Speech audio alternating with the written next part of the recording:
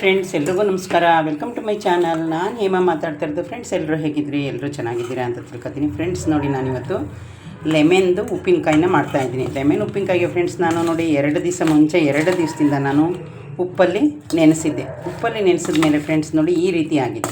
ಏನಿಲ್ಲ ಫ್ರೆಂಡ್ಸ್, ಇದನ್ನು ನೀವು 2 ಡೇಸ್ ನೆನೆಸಿದ್ರೆ ಸಾಕು. ನೀವು ಅದರೊಳಗಡೆ ಬೇಕಿದ್ದರೆ ಮೆಣಸಿಕಾಯಿನೂ ಹಾಕೋಬೋದು. ನಾನು ಫ್ರೆಂಡ್ಸ್ ಜಾಸ್ತಿ ಮೆಣಸಿಕಾಯಿ ಏನು ಹಾಕಲಿಲ್ಲ. ನೋಡಿ ಎಲ್ಲೋ ಒಂದು 4-5 ಮೆಣಸಿಕಾಯಿನ ಹಾಕಿದ್ದೀನಿ. ಫ್ರೆಂಡ್ಸ್, ಇದೇ ಯಾರಾದರೂ ಫಸ್ಟ್ ನನ್ನ ವೀಡಿಯೋನ ನೋಡ್ತಾ ಇದ್ದರೆ ಪ್ಲೀಸ್ ಒಂದು ಲೈಕ್ ಕೊಟ್ಟು ಸಬ್ಸ್ಕ್ರೈಬ್ ಮಾಡೋದನ್ನ ಮರಿಬೇಡಿ ಫ್ರೆಂಡ್ಸ್.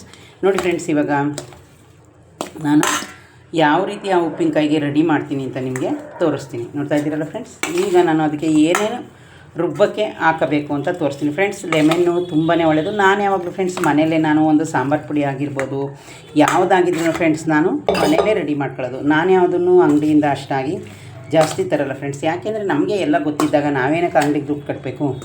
ಅದಕ್ಕೋಸ್ಕರ ಫ್ರೆಂಡ್ಸ್ ನಾನು ಎಲ್ಲನೂ ಮನೆಯಲ್ಲೇ ಮಾಡ್ಕೊತೀನಿ. ಅದಾದಮೇಲೆ ಫ್ರೆಂಡ್ಸ್ ನೋಡಿ ನಾನು ಜಾಡಿ ಇವಾಗ ಖಾಲಿ ಮಾಡಿದ್ದೀನಿ. ಕಾಣ್ತಾಯಿದೆ ಫ್ರೆಂಡ್ಸ್. ಈಗ ನಾನು ಫ್ರೆಂಡ್ಸ್ ರುಬ್ಬಕ್ಕೆ ಏನೇನು ಹಾಕೋತೀನಿ ಅಂತ ನಿಮಗೆ ತೋರಿಸ್ತೀನಿ. ಬನ್ನಿ ಫ್ರೆಂಡ್ಸ್. ಈಗ ನೋಡಿ ಫ್ರೆಂಡ್ಸ್, ಇದು ಮಿಕ್ಸಿ ಜಾರ್ಗೆ ಫ್ರೆಂಡ್ಸ್ ನಾನು ನೋಡಿ ಮೆಣಸಿನ್ಕಾಯಿ ಬಂದು ನಿಮಗೆ ಖಾರಕ್ಕೆ ಎಷ್ಟು ಬೇಕು ಅಂತ ನಾನು ಒಣಮೆಣಸಿನ್ಕಾಯಿ ಖಾರದ್ದು, ಆಮೇಲೆ ಫ್ರೆಂಡ್ಸ್ ನಾನು 4 ಬ್ಯಾಡಗಿ ಮೆಣಸಿನ್ಕಾಯಿ ಹಾಕೊಂಡಿದ್ದೀನಿ. ಫ್ರೆಂಡ್ಸ್, ಯಾಕೆ ಬ್ಯಾಡಗಿ ಮೆಣಸಿನ್ಕಾಯಿ ಕಲರು ಚೆನ್ನಾಗಿರುತ್ತೆ. ನೋಡಿ ಫ್ರೆಂಡ್ಸ್, ನಾನು ನಿಮ್ಮ ಮುಂದೆನೇ ಹಾಕ್ತೀನಿ. ಆಮೇಲೆ ಫ್ರೆಂಡ್ಸ್ ನೋಡಿ ನಾನು ಬೆಳ್ಳುಳ್ಳಿ ಒಂದು 10 ಎಸ್ಲು ಹಾಕೊಂಡಿದ್ದೀನಿ. ಫ್ರೆಂಡ್ಸ್, ಬೆಳ್ಳುಳ್ಳಿ ನೀವು ಎಷ್ಟೇ ಹಾಕೊಂಡ್ರೂ ಟೇಸ್ಟ್ ಬರುತ್ತೆ, ಏನೂ ಆಗೋಲ್ಲ. ಕಾಣಿಸ್ತಾ ಇದೆ ಫ್ರೆಂಡ್ಸ್, ಈಗ ಅಷ್ಟು ಹಾಕಿದ್ದೀನಿ. ಅದಕ್ಕೆ ಆಲ್ರೆಡಿ ನಾನು ಉಪ್ಪನ್ನು ಹಾಕಿದ್ದೀನಿ. ನೋಡಿ ಫ್ರೆಂಡ್ಸ್, ಈಗ ನಾನು ಹಿಂಗನ್ನು ನೀವು ಇದರೊಳಗಡೆಗೆ ರುಬ್ಬಕ್ಕೆ ಹಾಕಿ. ಯಾಕೆಂದರೆ ಅದರೊಳಗೆ ಹಾಕಿದ್ರೇ ಅದು ತುಂಬ ಚೆನ್ನಾಗಿ ಟೇಸ್ಟ್ ಬರೋದು. ಆಮೇಲೆ ಮಿಕ್ಸ್ ಮಾಡಿದ್ರೆ ಎಲ್ಲ ಟೇಸ್ಟ್ ಬರೋಲ್ಲ.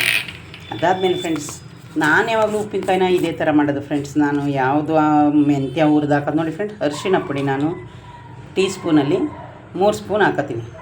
ನೋಡಿದ್ರೆ ಫ್ರೆಂಡ್ಸ್, ನಾನು ಯಾವಾಗಲೂ ಫ್ರೆಂಡ್ಸ್ ಇದು ಮೆಂತ್ಯ ಹುರಿಯೋದು ಅದೆಲ್ಲ ನಾನು ಯಾವಾಗಲೂ ಮಾಡಲ್ಲ ಫ್ರೆಂಡ್ಸ್. ನೋಡಿ ನಾನು ಹಾಕೋದು ತೋರಿಸ್ತೀನಿ ನಿಮಗೆ.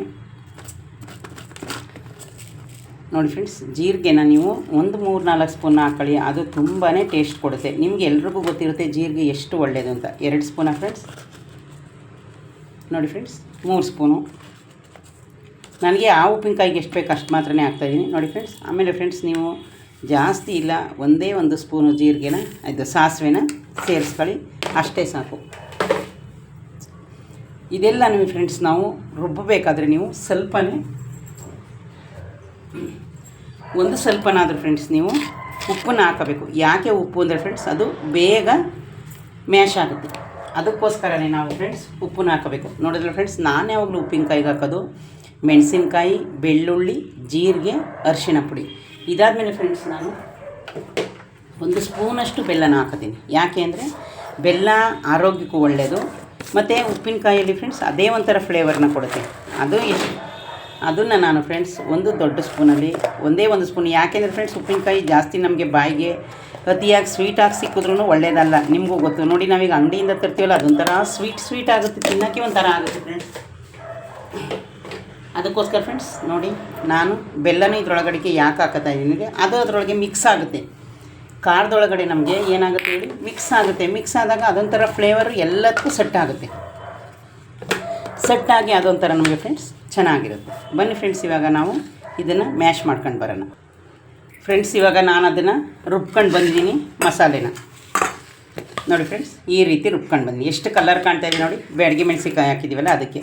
ಫ್ರೆಂಡ್ಸ್, ನೀವು ಇದರಲ್ಲೇ ಉಪ್ಪಿನ ನೀರು ಇರುತ್ತೆ, ಅದರಲ್ಲೂ ಬೇಕಿದ್ರೆ ಅದನ್ನು ತಗೊಂಡು ಖಾರ ರುಬ್ಬೋದು. ನಾನೇನು ತಗೊಳ್ಳಿಲ್ಲ, ಯಾಕೆಂದರೆ ನೀರನ್ನೇ ಕಮ್ಮಿ ಹಾಕೊಂಡು ರುಬ್ಬಿದ್ರೆ ನಡೆಯುತ್ತೆ. ನೋಡಿ ಫ್ರೆಂಡ್ಸ್, ಈಗ ಫ್ರೆಂಡ್ಸ್ ಸ್ವಲ್ಪ ನೀರು ಹಾಕಿ ಅದನ್ನು ಮಿಕ್ಸಿನ ತೊಳ್ಕೊಳ್ಳೋಣ. ಆ ನೀರನ್ನು ನಾವೇನಕ್ಕೆ ವೇಸ್ಟ್ ಮಾಡಬೇಕು ಫ್ರೆಂಡ್ಸ್? ನಾವು ಆದಷ್ಟು ಮನುಷ್ಯ ನ್ಯಾಚುರಲ್ಲಾಗಿ ಯಾವುದೇ ಫುಡ್ನಾಗಲಿ ಫ್ರೆಂಡ್ಸ್ ನಾವು ನ್ಯಾಚುರಲ್ಲಾಗಿ ಯೂಸ್ ಮಾಡಿದಾಗ ನಮ್ಮ ಆರೋಗ್ಯಕ್ಕೂ ಸ್ವಲ್ಪ ಒಳ್ಳೆಯದಾಗುತ್ತೆ. ನೋಡಿ ಫ್ರೆಂಡ್ಸ್, ಇವಾಗ ಸಾಕು ಉಪ್ಪಿನಕಾಯಿಗೆ ನೀರು.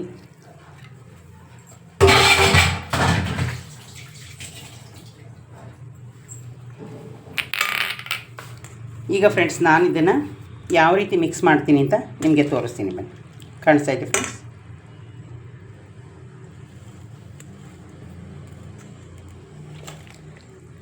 ಯಾಕೆಂದರೆ ಫ್ರೆಂಡ್ಸ್ ಇದರಲ್ಲಿ ಸ್ವಲ್ಪ ಈ ಥರ ನೀರಿನ ಅಂಶ ಜಾಸ್ತಿ ಇದ್ದರೆ ಏನಾಗುತ್ತೆ, ಅದು ಡೈಲಿ ನಾವು ಇದು ಎಲ್ಲ ಅರಳುತ್ತೆ ಅಂದರೆ ಫ್ರೆಂಡ್ಸ್ ಎಲ್ಲ ಈಗ ನೋಡಿ ಈ ಥರ ಇದೆಯಾ. ಆಮೇಲೆ ಏನಾಗುತ್ತೆ, ಸ್ವಲ್ಪ ಎಲ್ಲ ನೆನೆಯುತ್ತೆ. ಕಾಣಿಸ್ತಾ ಇದೆ ಫ್ರೆಂಡ್ಸ್. ಇಷ್ಟಾದರೂ ನಾವು ಮುಳುಗಲೇಬೇಕು ಅದರದ್ದು ಮಸಾಲ.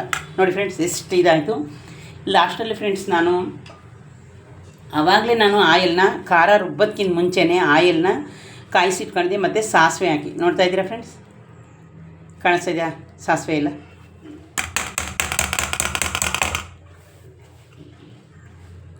ಲಾಸ್ಟಲ್ಲಿ ಫ್ರೆಂಡ್ಸ್ ನಾನು ಎಣ್ಣೆನ ಸೇರಿಸಿದ್ದೀನಿ.